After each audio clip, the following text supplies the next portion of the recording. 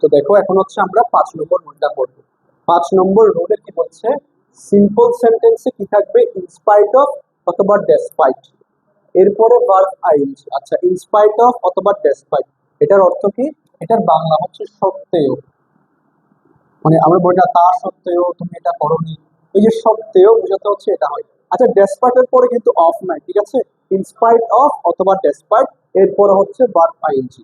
যদি এমন থাকে সিম্পলে, তাহলে কমপ্লেক্সে হয় দো অথবা অলদো। দো অলদো মানে হচ্ছে কি, যদিও, যদিও। আর কম্পাউন্ডে হয় বাট, মানে কিন্তু, ঠিক আছে। তাহলে কি মুখস্থ করবো আমি, এভাবে একদম একটা না মুখস্থ রাখতে হবে, ইনস্পাইট অফ অথবা ডেসপাইট প্লাস ভার্ব আইএনজি, এরপরে দো অলদো, এরপর হচ্ছে বাট। সিম্পল কমপ্লেক্স কম্পাউন্ড, এই প্যাটার্নটা তুমি আগে থেকে মনে রাখবা। এরপর খালি ডান বাম মধ্যখানে, এটা হচ্ছে তোমাকে এবং তাড়াতাড়ি মুখস্থ করার জন্য এটা হচ্ছে সবচেয়ে ইফেক্টিভ একটা উপায়, ঠিক আছে। ওকে, তাহলে এখন থেকে এটা কি, এটা হচ্ছে এইচএসসি সিলেট বোর্ড 2019 আসা একটা প্রশ্ন। Tania noted in agreement. দেখো তো, এই নট, নট শব্দের অর্থ কি? নট শব্দের অর্থ হচ্ছে মাথা নাড়া, মানে কারোর সাথে সম্মতি জানানো, এগ্রি করে এভাবে মাথা নাড়ানো। তাহলে নটটা ইডি হচ্ছে finite verb. Tania noted in agreement, Tania মানে এগ্রিমেন্টে কি, মানে সম্মতি জানাইছে মাথা নেড়ে।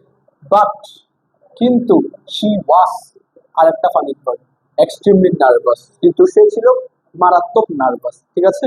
তাহলে দেখো দুইটা ফাইনিট ভার্ব, একটা বাট, তার মানে সেটা একটা কম্পাউন্ড সেন্টেন্স। এখন আমাকে সেটা কমপ্লেক্সে নিতে হবে, আমাকে সেটা সিম্পলে নিতে হবে, তাই না? আচ্ছা, কমপ্লেক্সও দুইটা ফাইনিট ভার্ব থাকে, তার মানে দুইটা ফাইনিট ভার্ব আমাকে রেখে দিতে হবে। ফাইনিট ভার্বে কোনো চেঞ্জ আমি আনবো না। চেঞ্জ কোথায় আনবো?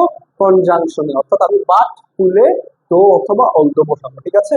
বাকি সবগুলা সেম থাকবে। তানিয়া noted in agreement, দো অথবা তুমি চাইলে অলদো লিখতে পারো, দো she was extremely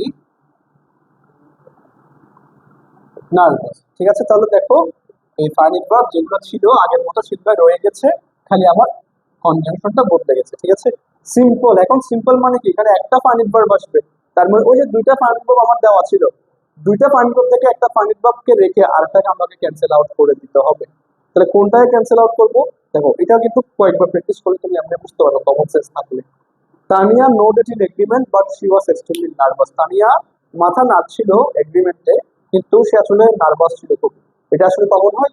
তোমরা স্টুডেন্টরা এই কাজটা করো ক্লাসে, স্যার কোন একটা টপিক পড়াচ্ছে, তোমরা বুঝতে না পারলেও তোমার সজোরে মাথাটা নাড়াও, অর্থাৎ এটা বোঝানোর জন্য যে তুমি আসলে বুঝতে পেরেছো, কিন্তু তুমি আসলে কিছুই বুঝতে পারো না, ঠিক আছে। প্যারাডক্স। তো এখানে হচ্ছে তোমার দুইটা ফাইনাল ভার্ব থেকে আমাকে একটাকে রেখে আরেকটাকে ক্যান্সেল আউট করে দিতে হবে। কোনটা ক্যান্সেল আউট করবো? দেখো সত্ত্বেও না, ইনস্পাইট অফ বা ডেসপাইট এটা আনতে হবে। তাহলে এক্সট্রিমলি নার্ভাস, সে নার্ভাস হওয়া সত্ত্বেও মাথা নেড়েছিল, তাহলে কোনটা আসতেছে আগে? এক্সট্রিমলি নার্ভাস হওয়ার সত্ত্বেও, তার মানে ইনস্পাইট অফ বিং নার্ভাস অথবা ইনস্পাইট অথবা ডেসপাইট বিং নার্ভাস। আচ্ছা, এখন আমি যদি এটা লিখি, আমি মনে করো ডেসপাইট দিয়ে লিখলাম, ডেসপাইট বিং নার্ভাস। এই বিংটা আসছে কোত্থেকে? দেখো তো, এখানে ফাইনিট ভার্ব তো ছিল ওয়াজ, তাই না? কিন্তু ওয়াজকে আমি রুল অনুসারে যদি ভার্ব আইএনজি করি, ওয়াজিং তো করা যায় না। কিন্তু ওয়াজটা হচ্ছে একটা টু বি ভার্ব বা বি ভার্ব, তো বি ভার্ব বি শব্দটাকে তো বিং করা যায়, তাই না? ওই অর্থে এখানে বিং অর্থ যুক্ত হয়েছে। তো ডেসপাইট বিং নার্ভাস, মামা, এরপরে এই এই অংশটা, Tania noted in agreement, Tania এগ্রিমেন্টের নোট করেছিল। তাহলে একটা ফানিট তো আমি রেখে দিচ্ছি এখানে, যদি সিম্পল একটা ফানিট ভার্বই থাকে তাহলে আমার এই সেন্টেন্সটা 100% কারেক্ট। আর তানিয়াটা বড় হাতের দিবা, যেহেতু একটা নাম, তানিয়া নোটেড ইন এগ্রিমেন্ট।